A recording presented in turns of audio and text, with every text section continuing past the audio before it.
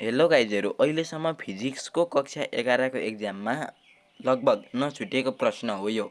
यो क्वेसन आज हामी यहाँ एकदमै सजिलो तरिकाले चाहिँ सल्भ गर्न लागिरहेका छौँ। यो सल्भ गर्नका लागि यो फर्मुला अत्यन्तै महत्त्वपूर्ण छन्। एकचोटि हेरिहाल्नु होला। सबैभन्दा सुरुमा हामीले के क्वेसनमा दिएको छ ठ्याक्कै त्यही लेख्नुपर्छ। मैले यहाँनेरि क्वेसनभन्दा फाल्टु के लेखेँ त?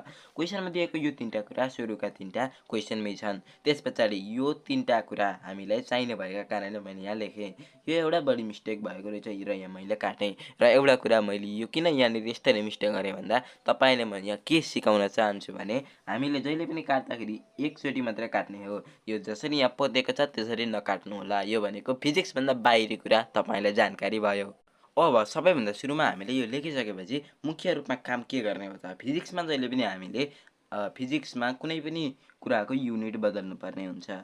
त्यसको आफ्नो एसआई सिस्टममा लानुपर्ने हुन्छ। त्यस कारणले गर्दा 27 डिग्री सेल्सियसमा सबैभन्दा सुरुमा त्यसलाई केल्भिनमा लानका लागि +273 273 गरेर हामीले केल्भिनमा जहिले लानै पर्छ। त्यस पछाडि यो फर्मुला मैले अगाडि तपाईँले देखाउँदा त्यहाँ देखाएको थिएँ। तपाईँले भिडियोलाई अघि सारेर वा स्क्रिनसट गर्नुभएको छ भने त्यो स्क्रिनसट हेरेर पढ्न सक्नुहुनेछ।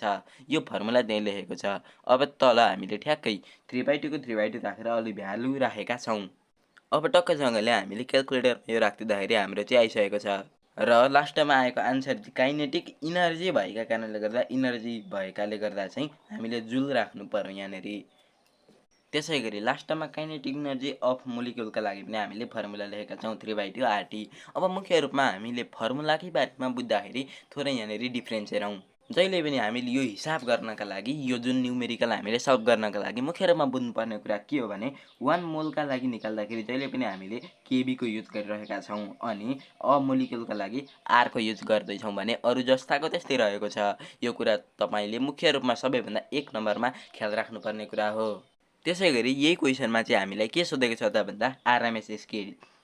आरएमएस स्पिडलाई हामीलाई कहिलेकाहीँ के पनि भन्छ भन्दाखेरि रुट मिन स्क्वायर स्पिड एउटा यो यसको सर्ट फर्म मात्र हो भनेर तपाईँले बुझ्नु होला। अब C = यो हामीलाई फर्मुला रहेको छ कि रुटभित्र 3RT/m। 3 भनेको 3 नै लेखेका छौँ भने आरको भ्यालु 8.31। यो एउटा युनिभर्सल ग्यास कन्स्टेन्ट हो। यसको भ्यालु जहिले पनि यति नै हुन्छ। त्यसपछि T भनेको अघि 300 हामीले चाहिँ 27 को सेल्सियसमा दिएकोलाई केल्भिनमा लगेका थियौँ अनि मास भनेको 32 अक्सिजन मोलिक्युल भनेका कारणले गर्दा हामीले त्यहाँनेरि 32 लेख्यौँ भने दुईटा हुन्छ O2 हुन्छ अक्सिजन मोलिक्युल। त्यस कारणले गर्दा अनि इन्टु 10⁻³ भनेको चाहिँ ग्रामलाई केजीमा लगेर हामीले सबै सल्भ गरेका छौँ। Please subscribe.